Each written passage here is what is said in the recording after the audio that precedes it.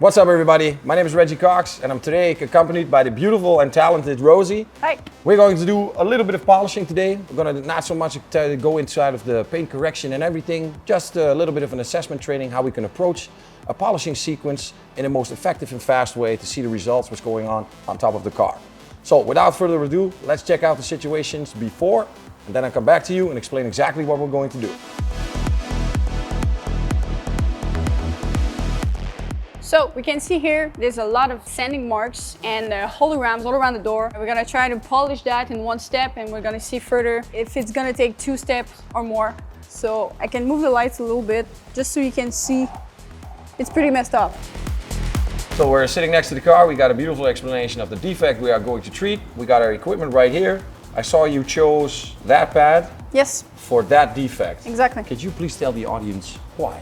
Sure. Actually, I choose the microfiber pad because it generates a lot more friction. It's a good pad just to cut the paint real deep. And this is what we're gonna need to take that away. And then we're gonna use this one probably. Are we? I think so, yeah. Yeah? We're gonna see what happens if we need a second step. So we're gonna start with Audace from Labocosmetica. Let's do it.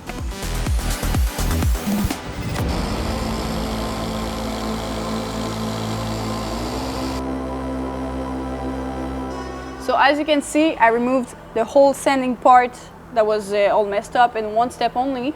And let's make it perfect with the 2-step. So, second step, Labocosmetica from Labocosmetica. This is a medium compound for sensitive paint.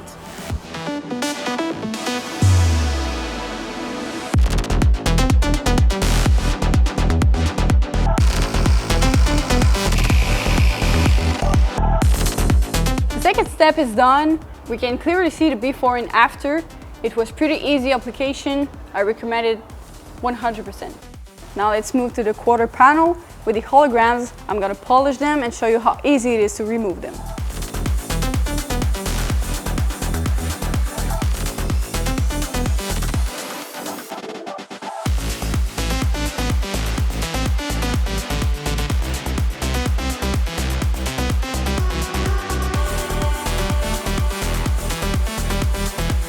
I just want to conclude this video with a couple of words.